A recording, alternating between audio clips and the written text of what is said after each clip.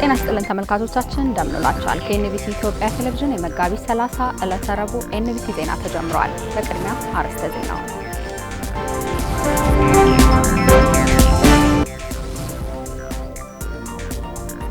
ጠቅላይ ሚኒስትር አብይ አህመድ የሌተናል ጀነራል ታደሰ ወረደን ሹመት አራዘሙ።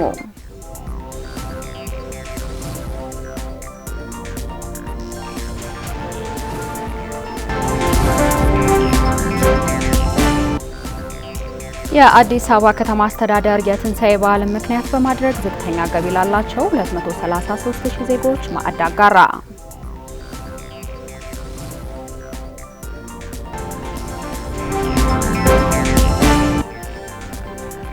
ከውጭ አሜሪካና ኢራን የተኩስ አቁም ስምምነት ማድረጋቸውን ተከትሎ የነዳጅ ዋጋ ቅናሽ አሳየ።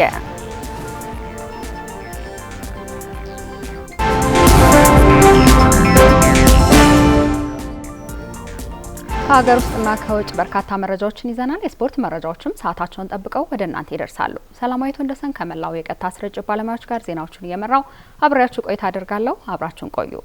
አጫጭር የሀገሩ ዜናዎችን በማስቀደም እንጀምራለን። ጠቅላይ ሚኒስትር አብይ አህመድ የሌተናል ጀነራል ታደሰ ወረደን ሹመት አራዘሙ።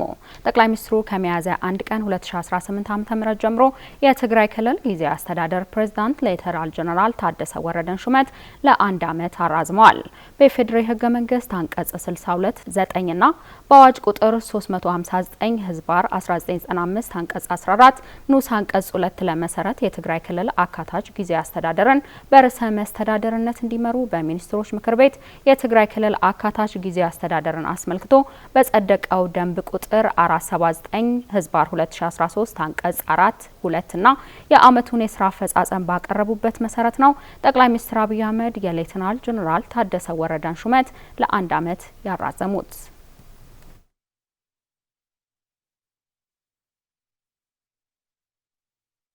የምግብ ዋስትናን ለማረጋገጥ ለአምራች ኃይል ግንባታ ያለው ፋይዳ የላቀ ነው አሉ ምክትል ጠቅላይ ሚኒስትር ተመስገን ጥሩነህ። ምክትል ጠቅላይ ሚኒስትሩ በበይነ መረብ ባካሄዱት ውይይት የምግብ ስርዓት ትራንስፎርሜሽን፣ የሰቆጣ ቃል ኪዳን፣ የጤና መድን፣ የጽዱ ኢትዮጵያ የማስፋፊያ አድቮኬሲና የጤና ኤክስቴንሽን ፕሮግራም ማሻሻያ የ2018 ዓ.ም የ6 ወራት እቅድ አፈጻጸምን ገምግመዋል። በግምገማው በፌዴራል ደረጃ የተከሰተውን የምግብ ስርዓት ትራንስፎርሜሽን ፍኖተ ካርታ የጸደቀ ሲሆን በእቅዱ የተመለከቱ ቁልፍ ተግባራት በሁሉም የሴክተር መስሪያ ቤቶችና የክልል ቢሮዎች ተካተው ተግባራዊ እንዲሆኑ መመሪያ ተሰጥቷል። የሰቆጣ ቃል ኪዳን ትግበራን በተመለከተ ኢትዮጵያ ወሳኝ ምዕራፍ ላይ መድረሷን የገለጹት ምክትል ጠቅላይ ሚኒስትሩ የ15 ዓመቱ ፍኖተ ካርታ አካል የሆነውን የመጨረሻውን የ5 ዓመት የማስፋፊያ ምዕራፍ የትግበራ እቅድ መጽደቁን ይፋ አድርገዋል። ከዚህ በተጨማሪም የፌዴራል የምግብ ስርዓትና ስርዓተ ምግብ ምክር ቤትን ለማቋቋም በተዘጋጀው ረቂቅ አዋጅ ላይ ውይይት የተደረገ ሲሆን የባለድርሻ አካላት ግብዓት ተካቶበት ወደ ቀጣይ አፈጻጸም እንዲሸጋገር አቅጣጫ ተቀምጧል።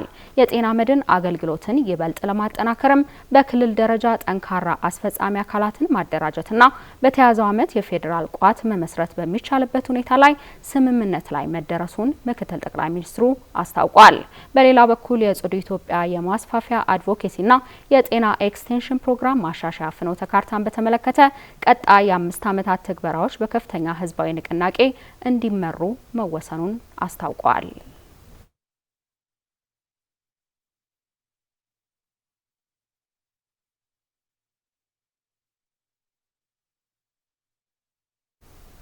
የአዲስ አበባ ከተማ አስተዳደር የትንሳኤ በዓልን ምክንያት በማድረግ ዝቅተኛ ገቢ ላላቸው 233,000 ዜጎች ማዕድ አጋራ። መርሃ ግብሩን ያስጀመሩት የአዲስ አበባ ከተማ ከንቲባ አዳነች አቤቤ ከተማ አስተዳደሩ በዓላት ሲመጡ ብቻ ሳይሆን ለህብረተሰቡ ፈተና የሆኑ ችግሮች ላይ በትኩረት እየሰራ እንደሚገኝ ገልጸዋል። በከተማ የሚከናወነው ልማት ሁሉንም ህብረተሰብ ያማከለ እንዲሆን እየተሰራ መሆኑን ገልጸው የትኛውንም ማህበረሰብ ያልዘነጋ እንዲሆን ጥንቃቄ በማድረግ ይሰራል ብለዋል። በከተማ የመደጋገፍና የመተባበር ባህል እየመጣ መሆኑን ገልጸው በበዓል ወቅት የሚደረጉ ድጋፎችም የዚህ ማሳያ መሆናቸውን ተናግረዋል። ተመልካቾች ይህንን ዜና ወደ ኋላ በዝርዝር እንመለከተዋለን።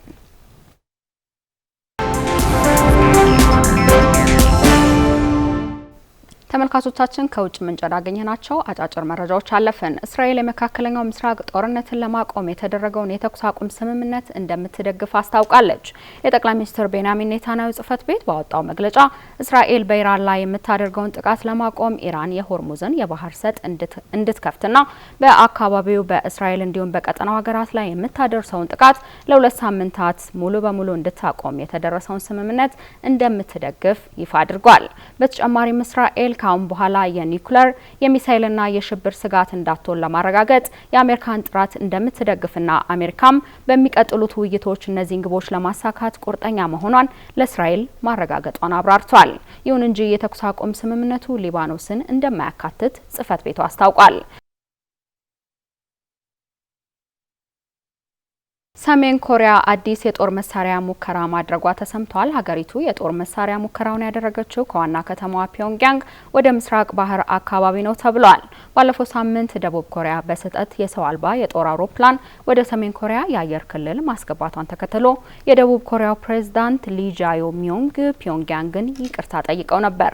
ሆኖም ሰሜን ኮሪያ ይቅርታውን ያልተቀበለች በመሆኑ ማሳያ በሚመስል መልኩ የጦር መሳሪያ ሙከራ ማድረጓ ተሰምቷል። ፒዮንግያንግ የሞከረችው የጦር መሳሪያ በስም ባይጠቀስም የአጭር ርቀት ተምዘግዛጊ መሆኑን ዩናፒ ዘግቧል። አሜሪካና ኢራን የተኩስ አቁም ማድረጋቸውን ተከትሎ የነዳጅ ዋጋ ከፍተኛ ቅናሽ አሳየ። የቤንችማርክ ብሬንት ድፍድፍ ነዳጅ ዋጋ በበርሜል ከ$94.8 እየተሸጠ ሲሆን በአሜሪካ የሚሸጠው ነዳጅ ደግሞ በ$95.7 መሸጥ ጀምረዋል።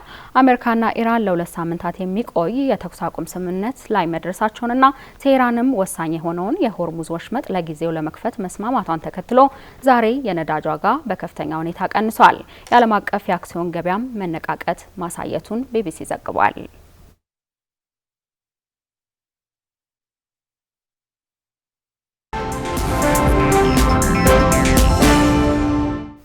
ተመልካቾቻችን በዝርዝር ወደምንመለከታቸው የሀገር ውስጥ ጉዳዮች አለፍን። ሀገራዊ ጉዳዮችን በንቃት የሚስተካከልና ብሔራዊ ጥቅምን የተገነዘበ ዜጋ ለመፍጠር የመገናኛ ብዙኃን የላቀ ነው። ሚናቸውም እጅግ የላቀ እንደሆነ ይገለጻል። ሚዲያው ብሔራዊ ጥቅምን ለማስከበር የሚያግዙ መሰረታዊ ጉዳዮች ላይ አቅጣጫ በማስቀመጥ ቢሰራም ጋዜጠኞች ሁኔታዎችን በጥልቀት ተገንዝበው ሊገነዘቡ እንደሚገባ ከጣቢያችን ኤንቢሲ ኢትዮጵያ ጋር ቆይታ ያደረጉት የመገናኛ ብዙኃን ኃላፊዎች ገልጸዋል። ሰላም ይልማ አነጋግራቸው ተከታዩን አሰናድታለች። ዓለም ውስብስብ ክስተቶችን እያስተናገደች ባለችበት በዚህ ወቅት ከጊዜው ጋር እኩል በመራመድ ብሔራዊ ጥቅምን የማስከበር ስራ ተጠናክሮ ሊቀጥል እንደሚገባ ይታመናል። ሀገራዊ ጉዳዮችን በንቃት የሚከታተልና ብሔራዊ ጥቅምን የተገነዘበ ዜጋ ለመፍጠር የመገናኛ ብዙኃን ባለሙያዎች ሚና የላቀ ነው። ጣቢያችን ኤንቢሲ ኢትዮጵያ የብሔራዊ ጥቅም አካል የሆነውን የባህር በር ጉዳይ የተመለከቱ ዘገባዎች በምን መልኩ ሊዘገቡ ይገባል ሲል የመገናኛ ብዙኃን ኃላፊዎችን ጠይቋል። ዘገባዎች ከመሰራታቸው በፊት ጋዜጠኛው በጥልቀት ታሪኩን መገንዘብ እንዲሁም ከኢትዮጵያ የውጭ ጉዳይ ፖሊሲ ጋር በማጣጣም መስራት እንደሚጠይቀው ተናግረዋል። በምን መልኩ ነው የባህር በርን ያጣ ነው? አንዱ እሱ መመለስ ስላለበት እንደ ጋዜጠኛ ይህንን ማወቅ አለበት። ሁለተኛ ባህር በር ደግሞ መመለስ አለበት ብሎ ሲያምን በምን መልኩ ማህበረሰቡ ጋር ማድረስ አለብኝ የሚለውን ደግሞ በደንብ ማወቅ አለበት። አንደርላይን አድርጎ ኢትዮጵያ ላንድ ሎክድ መሆን የለባትም የሚል አመለካከት መጀመሪያ እንደ ሰው ማሰብ ይኖርበታል ጋዜጠኛው። ባህር በር ጥቅም የኢትዮጵያን ሕልውና የሚያስጠብቅ ነገር ነው። እዚህ ላይ ሁሉም የንግዱም ሳንል የህዝብ ሚዲያም ሳንል ሚኒስትሩም አጠቃላይ የሶሻል ሚዲያውም እዚህ ላይ ርብርብ ማድረግ መቻል አለባቸው። አሁን የባህር በርን የምንሰራበት ልክ ከብሔራዊ ጥቅም ጋር አያይዘን መስራት መቻል አለብን። አሁን አንዳንድ ሚዲያዎች በተለይም የሶሻል ሚዲያዎች ልክ እንደ ውጭ ሚዲያዎች የሚሰሩበት ሁኔታ አለ፣ ጥንቃቄ በጎደለበት መልኩ እና እዛ ላይ ስንሰራ የኢትዮጵያን ጥቅም በሚያስጠብቅ መልኩ የኢትዮጵያን ሉዓላዊነት በሚያስጠብቅ መልኩ ጥንቃቄ አድርገን መስራት መቻል አለብን። የመገናኛ ብዙኃን ባለስልጣን የቦርድ ሰብሳቢ አምባሳደር ሬድዋን ሁሴን እንደ ሀገር ለመኖር ለመዝለቅና ጠንካራ ሆኖ ለመውጣት ብሔራዊ ጥቅምን ማስከበር ቁልፍ ጉዳይ መሆኑን ለመገናኛ ብዙኃን ባለሙያዎች ማብራሪያ በሰጡበት ወቅት ተናግረዋል። ይህን ቁልፍ ጉዳይ ለማስፈጸም የመገናኛ ብዙኃን ባለሙያዎች በብሔራዊ ጥቅም ዙሪያ የጋራ ግንዛቤ ሊኖራቸው እንደሚገባ ነው የገለጹት። ለጋራ ጥቅም እንስራ ሲባል በአንድ ወቅት ያለውን መንግስት ማንቆለጳጳስ አድርጎ የመውሰድ ችግር አለ። በአንድ ወቅት ያለን መንግስት ማንቆለጳጳስ ማለት ደግሞ በአንድ ወቅት ያለን ፓርቲ ብቻ የሱ ተለጣፊ መሆን አድርጎ የመውሰድ ስህተት አለ። ያንን ፓርቲ ራሱን ለማረም ያንን መንግስት ለማረም እንሄድበት ርቀት ያ መንግስት እንዲጠነከር ያግዘዋል። በድምሩ ማህበረሰብ እየተማረ ይሄዳል። ያንን ትምህርት ያጎላን ስንሄድ ነው ኮሌክቲቭ ዊዝደም፣ ኮሌክቲቭ ኤክሰለንስ፣ ኮሌክቲቭ ፕሮሰስ ሊኖረን የሚችለው። ጋዜጠኞች ከብሔራዊ ጥቅም አኳያ ሊከተሏቸው ስለሚገቡ መርሆች ሲያብራሩ ብሔራዊ ጥቅም የሁሉንም መንግስታት ጥረት በመደመር ከስህተቶች በመማርና ስኬቶችን በማሳደግ ሀገር የምታድግበት ሂደት መሆኑን ነው ያነሱት። ብሔራዊ ጉዳይ የአንድ ፓርቲ ወይንም የጊዜያዊ መንግስት ቅቡልነትን የሚያንጸባርቅ ሳይሆን ሀገርን ለማስቀጠል የሚደረግ የጋራ ጥረት ስለመሆኑን ያሳሰቡት የሁሉም መንግስታት ኢፈርት ተደምሮ ከስህተቱም ተምረን ከውጤቱም ደምረን ነው ወደ ላይ ከፍ ምንለውና በዚህ ረገድ ብሔራዊ ጥቅም የሚባለው ነገር የሁላችንም ጥቅም ማለት እንደሆነ መውሰድ ነው አንዱ። በታላቁ የኢትዮጵያ ህዳሴ ግድብ የተገኘውን ስኬት በሌሎች የብሔራዊ ጥቅም ጉዳዮች መድገም እንደሚገባ ነው የመገናኛ ብዙሃን ኃላፊዎች የጠቆሙት። በባህር በር፣ በግብርና፣ በምግብ ሉዓላዊነትና ሌሎች ሀገራዊ ጉዳዮች ላይ በተጠና መልኩ አተኩሮ መስራት ይጠይቃል ብለዋል። ሚዲያው ብሔራዊ ጥቅምን ለማስከበር የሚያግዙ መሰረታዊ ጉዳዮች ላይ አቅጣጫ በማስቀመጥ ቢሰራም ጋዜጠኞች ሁኔታዎችን በጥልቀት ተገንዝበው እንዲዘግቡ ማድረግ እንዲሁም የሚዲያዎች ኤዲቶሪያል ፖሊሲ ብሔራዊ ጥቅም ላይ ይበልጥ ትኩረት ማድረግ እንደሚገባው ተናግረዋል። ጋዜጠኛው መጀመሪያ የሀገርን ጥቅም በደንብ አንደርስታንድ ማድረግ ያለበት ብዬ አስባለሁ። ይሄ ካልተደረገ ጋዜጠኛው ነባራዊ ሁኔታውን ካላወቀ ጂኦፖለቲክሱን በደንብ አንደርስታንድ ካላደረገ የሀገርን ጥቅም አሳልፎ ወደ ሌላ የመውሰድ ጉዳይ በጣም ይሰፋል ብዬ አስባለሁ። ኤዲቶሪያል ፖሊሲ ላይ ስራ መስራት፣ ሁለተኛ ግንዛቤ ማስጨበጥ ላይ ከጋዜጠኛ ጀምሮ በተቋም ደረጃ በእያንዳንዱ ስራ መስራት ያስፈልጋል። ዓለም አቀፍ ጉዳዮችን ከሀገራችን ነባራዊ ሁኔታ ጋር ማመዛዘን ይኖርበታል ብዬ አስባለሁ። እያስተማርንም መረጃ መስጠት እንችላለን፣ እያዝናናንም የሀገራዊ ጉዳዮች ላይ ትኩረት ማድረግ አለብን። መዝናኛ ስለተባለ ብቻ መዝናኛ የፈለገ ነገር መለቀቅ የሚል አመለካከት የለኝም። መዝናኛ ውስጥ የሀገርን ሉዓላዊነት የሀገርን የበላይነት የሚያረጋግጡ ስራዎች መሰራት አለባቸው። ዲቴል በጥልቀት መስራት ላይ ይቀራል ብዬ ነው ማስበው። እውነት ለመናገር መገናኛ ብዙሃን ህዝብ ጋር በስፋት ተደራሽነታቸውም ሰፊ ስለሆነ ከዚህ ቀደም የህዳሴ ግድብ ከግንባታው ጀምሮ እስከሚጠናቀቅበት ለምርቃት እስኪበቃበት ድረስ የሰሩበት ነገር የተረባረቡበት ነገር እንዳለ ሆኖ አሁንም በባህር በርን ለብሔራዊ ጥቅም የምግብ ሉዓላዊነትን ለብሔራዊ ጥቅም እዛ ላይም በደንብ መስራት መቻል አለባቸው የሚል ሀሳብ አለ። ጋዜጠኞች ሀገርን የመጠበቅ ትልቅ ድርሻ እንዳላቸው ያነሱት የመገናኛ ብዙሃን ኃላፊዎች ዓለም አቀፍ ሁኔታዎችን ከሀገር የነባራዊ ሁኔታ ጋር አመዛዝኖ በተለያዩ አማራጮች መስራት እንደሚገባ አጽንኦት ሰጥተዋል። በዝርዝር ወደምንመለከተው ሌላኛው የሀገር ውስጥ ጉዳይ አለፍን። የአዲስ አበባ ከተማ አስተዳደር የትንሳኤ በዓልን ምክንያት በማድረግ ዝቅተኛ ገቢ ላላቸው 233,000 ዜጎች ማዕድ አጋራ። መርሃ ግብሩን ያስጀመሩት የአዲስ አበባ ከተማ ከንቲባ አዳነች አቤቤ በዓላት ሲመጡ ብቻ ሳይሆን ለህብረተሰቡ ፈተና የሆኑ ችግሮችን ለማቅለል በትኩረት እየተሰራ እንደሚገኝ ገልጸዋል። ሰላም ኤልማ ተከታትለዋለች።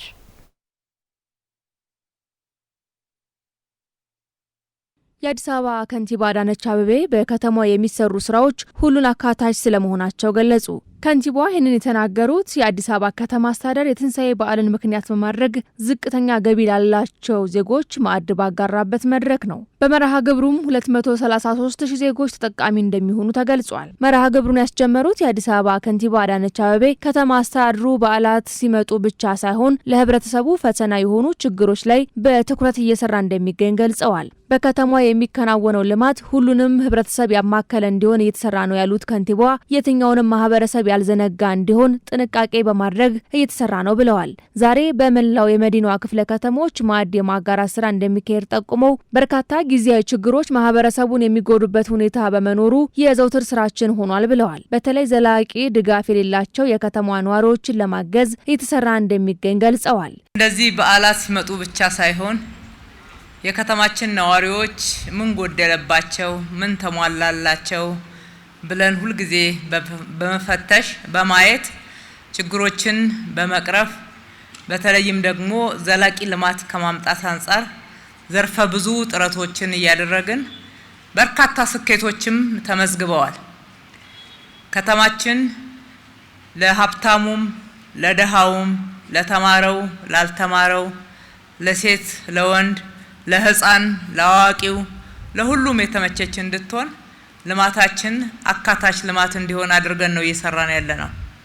ማንንም ያልዘነጋ የትኛውንም ማህበረሰብ ክፍል ወደ ኋላ ያልተወ ልማት እንዲሆን በርካታ ጥንቃቄዎችን እናደርጋለን። ገበያ ሲዛባ አንዳንድ የኑሮ ጫናዎችን የሚጨምሩ ሁኔታዎች ሲኖሩ እንዲህ ደግሞ በዓል በሚሆንበት ሰዓት ማህበረሰባችንን በማስታወስ የእናንተው ልጆች የሆኑ ከናንተው ውስጥ ወጥተው በሀብት በገንዘብ ከናንተ ጋራ በመቆም ለብቻቸው ማግኘት ብቻ ሳይሆን አብረን በሚል መርህ ከኛ ጋራ ሆነው እናንተን በመደገፍ በኩል የሚተባበሩትን እያስተባበር ዛሬ በመላው ከተማችን በወረዳዎች በክፍለ ከተሞች በሁሉም ጋር ይሄ ማዕድ ማጋራት ፕሮግራም ይካሄዳል። በማዕድ ማጋራት ፕሮግራሙ ዝቅተኛ የኑሮ ገቢ ያላቸው ነዋሪዎች ጋር መድረስ መቻሉን የጠቆሙት ከንቲባዋ ለሌሎች የከተማዋ ነዋሪዎች ወቅቱን መሰረት ያደረገ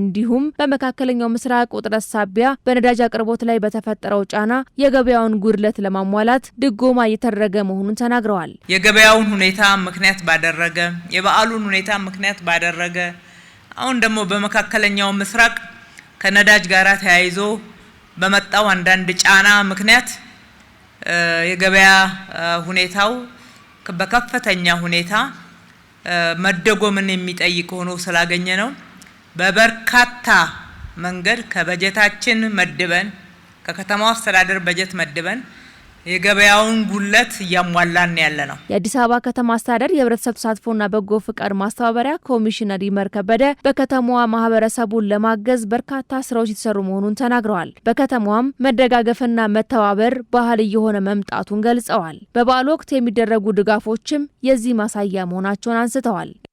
በከተማችን አዲስና ብሩህ የማህበራዊ ትርክት እየገነባን የፍቅር ልዕልና ትልቁን ቦታ እንዲይዝ በአደባባይ ያወጅ እና ሰው ተኮር ስራዎቻችን በተግባር በመግለጽ የመረዳዳትና የመደጋገፍ ባህላችን የበለጠ ያጎለበት እንገኛለን። ከንቲባ አዳነች አቤቤ ዝቅተኛ የኑሮ ደረጃ ላይ ያሉ ወገኖችን ለማገዝ በሚደረግ ጥረት ባለሀብቶች ከፍተኛ እገዛ ያደረጉ በመሆኑ ምስጋና አቅርበዋል። በዓሉም የሰላም የፍቅርና የመተባበር እንዲሆን መልካም ምኞታቸውን ገልጸዋል። ድጋፉ የተደረገላቸው የአዲስ አበባ ነዋሪዎች ምስጋና ያቀረቡ ሲሆን መጪው የትንሳኤ በዓልንም ከሌሎች ወገኖች ጋር በመተባበር እንደሚያሳልፉ ተናግረዋል።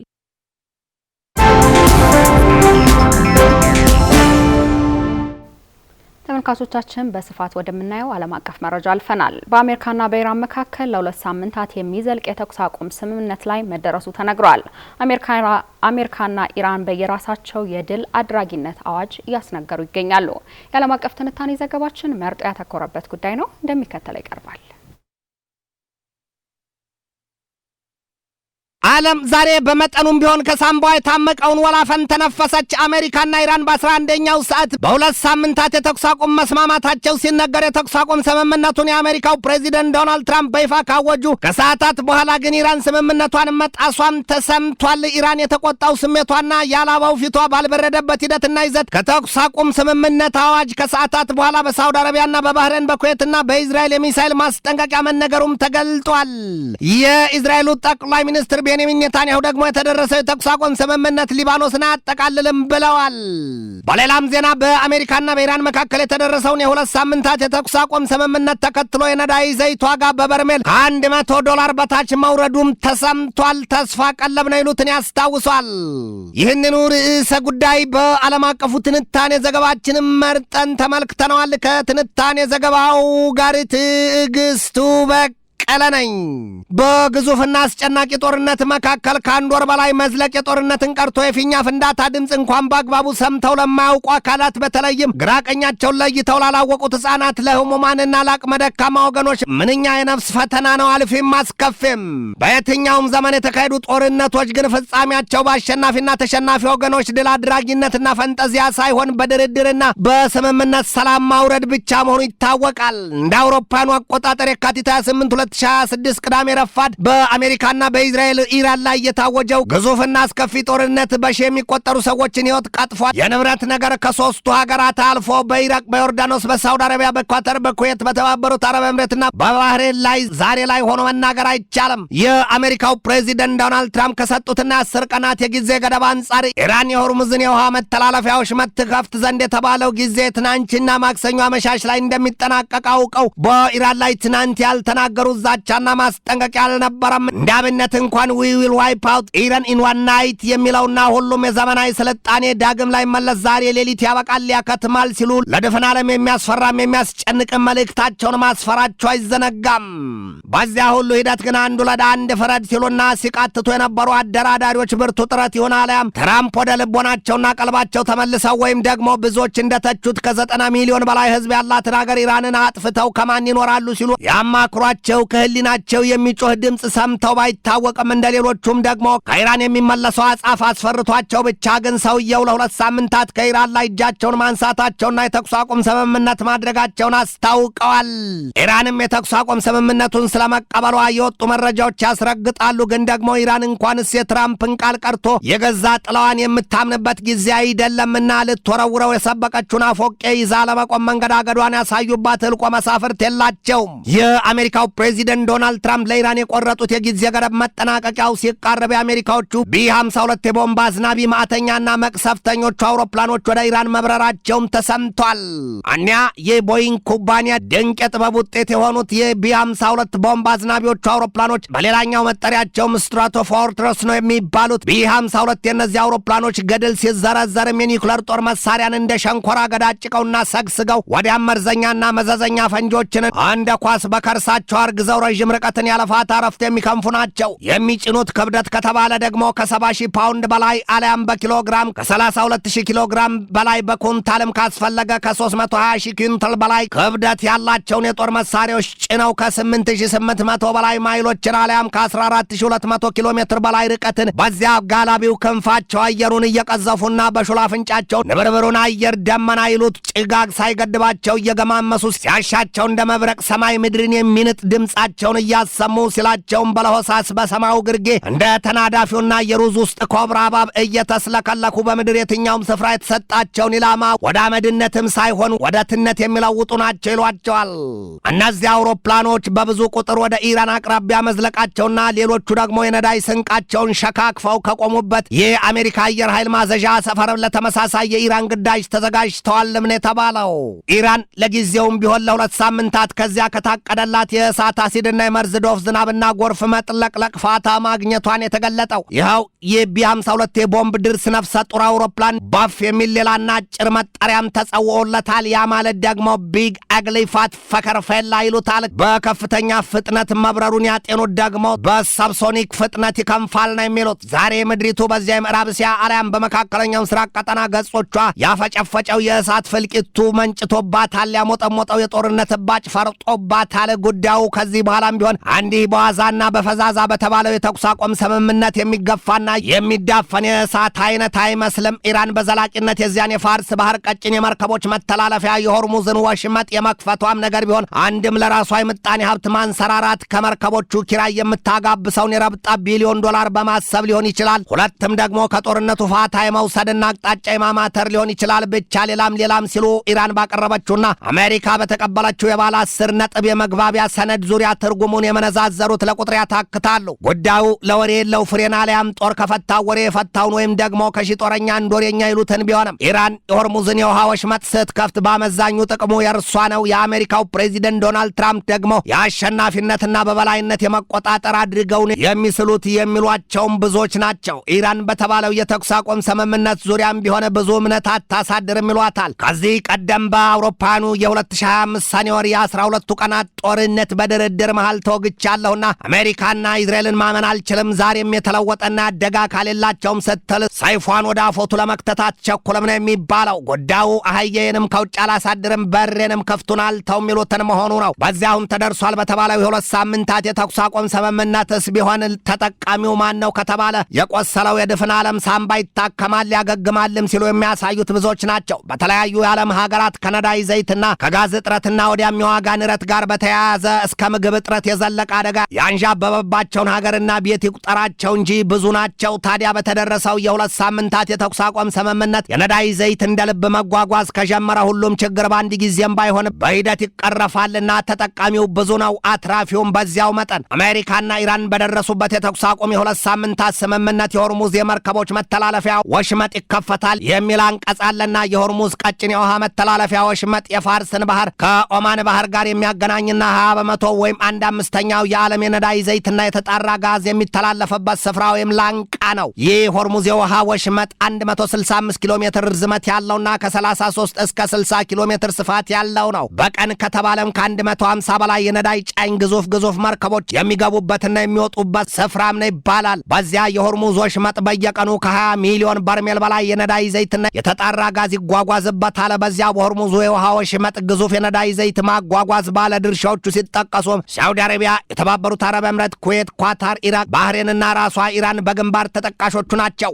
እነዚያ ሀገራት የነዳጅ ዘይትና የጋዝ ሀብታቸውን ለእስያ ገበያዎች በግዙፍ መጠን የሚያቀርቡበት በዚያ የሆርሙዝ የውሃ ወሽመጥ አጓጉዘው ነው። ታዲያ እንደ አውሮፓኑ አቆጣጠር በ2026 የካቲት 28 ቅዳሜ ረፋድ ከተከፈተው የአሜሪካና የኢዝራኤል እንዲሁም የኢራን ጦርነት የተነሳ የሆርሙዝ መተላለፊያ መዘጋቱና ድፍን ዓለም ከከፋ የምጣኔ ሀብት ውድቀትና መቀመቅ መግባቱ የታየበት ዘመን ሆኖ በታሪክ ሰፍሯል። ቀጣዮቹ ቀናት የሚያስከትሉትን ከወዲሁ ለመናገር ባይቻልም ኢራን ከአሜሪካና ከኢዝራኤል በተከፈተባት ጦርነት ያጣቻቸውን ከመንፈሳዊ መሪዋ እስከ ፖለቲካው ዘርፍ መሪዎቿን፣ የከፍተኛ ወታደራዊ መሪዎቿ እንዲሁም የኒውክሌር ጦር መሳሪያ ጠበብቶቿና ንጹሐን ዜጎቿ ሐዘኑና ቁጭቱ የበቀል ልኋን ሲያስገነፍለው መኖሩ ባይካድም የምጣኔ ሀብቷን የገጠመውን አስከፊ ውድመት መልሶ ጠጋግኖና አንሰራርቶ ወደ ነበረበት ለመመለስ ግን ከ100 ዓመታት በላይ ይወስድባታል የሚል መረጃም ወጥቷል። ጦርነት ትርፉ ይሄ ብቻ ነው፣ ሞትና ውድመት፣ መፈናቀልና ስደት።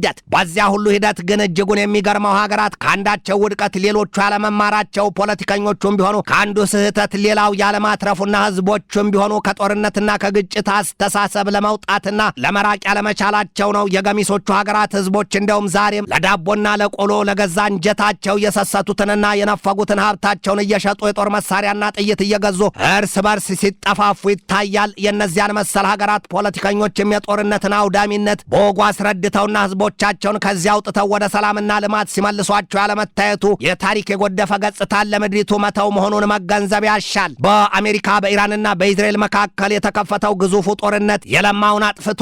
ድፍን ዓለምን በሐሳብና በችግር አቆራምዶ አስቆዝሟል፣ ብዙዎችንም አሳምሟል። ያ ሁሉ ሆኖ ግን በ11ኛው ሰዓት ለያውም የአሜሪካው ፕሬዚደንት ዶናልድ ትራምፕ ኢራንን ዊ ዊል ዋይፕ አውት ሲሉ ከዛቱና ካስጠነቀቁ በኋላ ለ2 ሳምንታት የሚዘልቅ የተኩስ አቁም ስምምነት መደረሱ ተሰምቷል። አሜሪካ ያንን ተንተርሳም በዋይት ሃውስ ፕሬስ ክፍል ኃላፊዋ ካሮላይን ሌቪት በኩል በሰጠችው ማብራሪያዋ this is a victory for the United States of American President Donald Trump and our incredible military made up እና ያሉት እኒያ ወጣቷ እንስታሉ አስከትለውም ፕሬዚደንቱ እኮ ከዚያ ኦፕሬሽን ኤፒክ ፊዮሪ ሲሉ ኃይላቸውን በኢራን ላይ ካዘመቱበት ከየካቲት 28 2026 ቅዳሜ ቀን ጀምሮ በኢራን ጦርነቱን ከ4 እስከ 6 ሳምንታት ሊፈጅብን ይችላል ማለታቸው ይታወሳል ሲሉ ትራምፕን ትንቢተኛና የተናገሩትን የሚፈጽሙ ሲሉ አሞካሽተዋቸዋል። በሌላም ዜና ለ36 ቀናት የእሳት አበላ የወረደባት ኢራን በበኩሏ በአሜሪካና በኢዝራኤል ላይ ድል ተቀዳጅቻለሁ ስትል በአዋጅ አስነግራለች።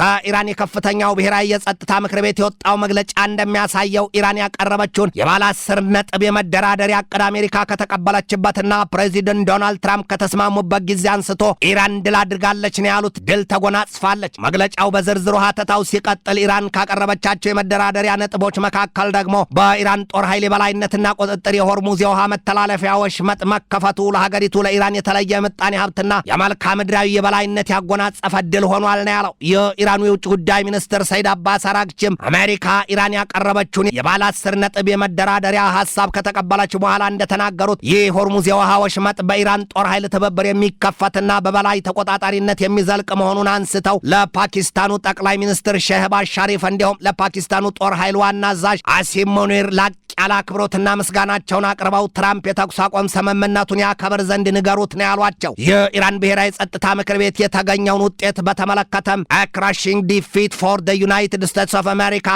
ሲሉ ታክለውም አሜሪካ በኢራንና በህዝቦቿ ላይ የከፈተችው ጦርነትም አንፌር አንሎፉል አንድ ክሪሚናል ብለውታል። ኢራንም አሜሪካም ድል አድራጊ ነን ሲሉ አውጀዋል። እውነታው ደግሞ ካለበት ይኖራል። በአሜሪካና በኢራን መካከል የተኩስ አቁም ስምምነቱ መነገሩ እንጂ የእስራኤልን ጉዳይ በአሜሪካ ስምምነት የተጠቀለለ ማስመስሎታል ሲሉ የተቹት ብዙዎች ናቸው። ብቻ ግን ያንን የ2 ሳምንታት የተኩስ አቁም ስምምነት ተከትሎ የነዳጅ ዘይት ዋጋ በበርሜል $100 በታች መውረዱ ነው የተሰማው። ሰሞኑን በበርሜል $110 በላይ ሄዶ የነበረው የነዳጅ ዘይት ዋጋ ዛሬ ረቡዕ ማለዳ ላይ $90 ዝቅ ብሎ መሸጡ ነው የተሰማው። ይህ በእንዲህ እንዳለ ግን ኢራን በመካከለኛው ምስራቅ ቀጠና ሀገራትና በእስራኤል ላይ ከተኩስ አቁም ስምምነቱ መነገር በኋላ ጥቃቷን መቀጠሏን የኤፌክስ ስትሪት ዘገባ አውጥቶታል። የእስራኤል ጦር ኃይል በበኩሉ ከኢራን የተተኮሱ ሚሳይሎችን በአየር ላይ ሳሉ ማምከኑን ሲገልጽ፣ የኳታር የውጭ ጉዳይ ሚኒስቴርም የሀገሪቱ ጦር ኃይል ከኢራን ወደ ኳታር የተተኮሱ ሚሳይሎችን አምክኗል ነው ያለው። ባህሬንም በተመሳሳይ ከኢራን ስጋት እንዳለባት አስታውቃለች። ጉዳዩ የተደረሰው የተኩስ አቁም ስምምነት የነ ቶሎ ቶሎ ቤት ግድግዳው ሰንበሌጥና ላያም ሲሮጡ የታጠቁት ሲሮጡ ይፈታልን እንዳይሆን ሲሉም ስጋታቸውን ያጋሩ ተልቆ መሳፍርት የላቸውም። ወዲያም የቸኮለች አፍሳ ለቀመች ይሉትን ይፈሯል። ትንታኔ ዘገባውን ስናዘጋጅ በዋቢነት ኢንዲያ ቱዴይን፣